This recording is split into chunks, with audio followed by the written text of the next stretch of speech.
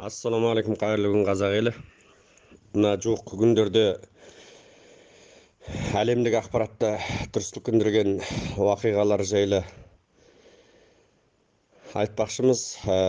Мынау 2019 жылы желтоқсан айының 20 күні түбі бір түркі халқы, Түркия халқы мемлекетінің 80 қаласында, 80-нен астам қаласында 100 мыңнан астам халық көшеге шығып Қытайға қарсы ереуілдер өткізді.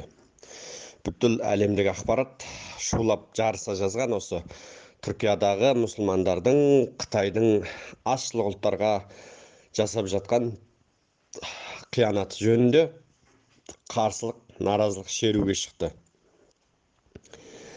Және де содан шамасы бір 3-4 күн бұрын Германияның ұлттық құрамасында ойнайтын, ағылшын премьер-лигасында ойнайтын футболист Өзел деген түбі бір түркі бауырымыз өзінің әлеуметтік желідегі парақшасында, яғни Instagram парақшасында 21 миллион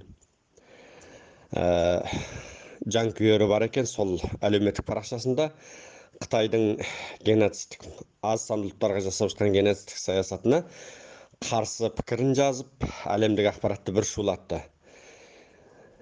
Осы мына Түркиядағы наразылық шерудің қарсаңында және мына іргеміздегі Ресей мемлекетінде мұсылманнан шыққан әйгілі ережесіз жекпе-жектің шебері 27 рет ережесіз жекпе-жекке шығып, 27-сінде де жеңіске жеткен, әйгілі Конорды аяусыз сабаған сондай керемет жекпе-жектің әлемдік жұлдыздарының орта жеңіл салмақтағы әлемдік жұлдыздарының шоқ жұлдыздарының бірі болып жүрген Хабиб деген мұсылман бауырымыз, оның да әлеуметтік парақшасында 18 миллион жанкүйері бар екен.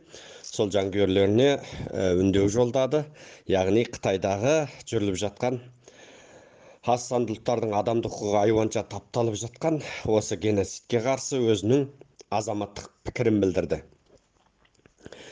Өздеріңіз білесіздер, мына жақынғы күндерде осы бірер айдың көлемінде батыстық ақпаратта Америка конгресінде алдыменен гонконгтықтардың адамдық құқығын қорғау заң жобасы мақұлданды. Қытай бұл жобаға өре-түрегеліп қарсы шықты, мойынсұна қоймады. Соныменен Америка екінші көзірін алып шығып, Шинжаңдағы ұйғырлардың кісілік құқығын қорғау заң жобасын тағы мақұлдады.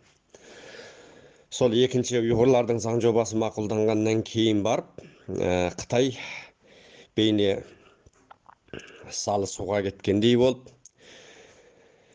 тізесі дірілдеп, Американың алдында еріксіз халге түсті, тізе бүкті. Одан кейін Қытай міне жуық арада үшінші көзірін іске қоспақшы, яғни осы жақын күндерде әлемдік ақпаратты шулатып жатқан, талқыланып жатқан Америкадағы бірден бір мәселе тибеттіктердің кісілік құқығын қорғау заң жобасы. Ол да парламентте талқыдан өтті делінді. Демек, Қытай одан ары Америкаға бағынбасқа шарасыз қалды деген сөз.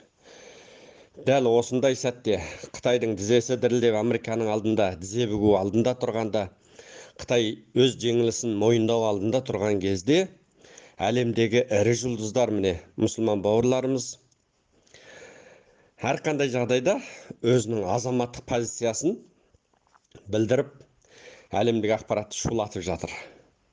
Ал енді олар бізбенен арысын айтсақ 1-2 мың жыл арғы жағымыздан қосылатын, берісі осы 600-700 жылдықтан қосылатын аталас бауырларымыз, біздің қазақтар үшін, ұйғырлар үшін өздерінің аяушылықтарын білдіріп, Қытайға қарсы пікірлерін білдіріп жатыр. Ал енді біздің мына отанымыздағы небір өнер жұлдыздары, спорт жұлдыздары, Керемет Қазақстанның бетке басар майталмандары, өнер майталмандары бар.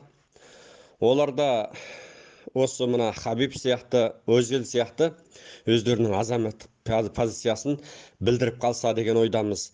Тым құрса әлеуметтік желіде өздерінің Инстаграм парақшасында болсын, Фейсбукта болсын, бір қысқа пост жазса да, өзінің қай жақта екенін тым құрса, қай жақта тұратынын білдіріп қойса, мемлекеттің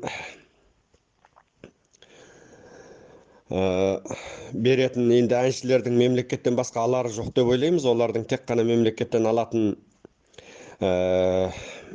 еңбегі сіңген қайраткер, халық артисі деген сияқты атақ құр темірден алдарына тағатын темірден жасалған алқа медалдардан басқа оларға мемлекеттен берер ешқандай да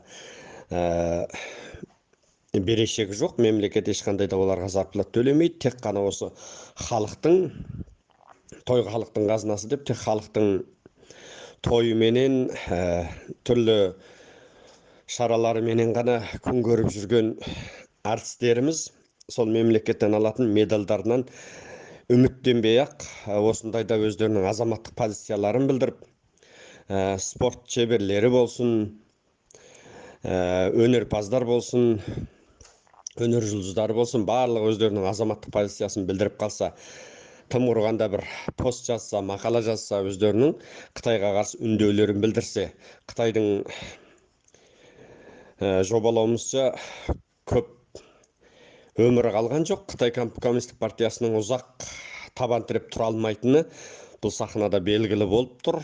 Демек, Қытай ұзақ өтпей құлайды. Сол арада өздерінің азаматтық позициясын білдіріп, бір азаматтық ар алдында, ар намыс алдында бір ақталып алатын орай туып тұр деп ойлаймыз.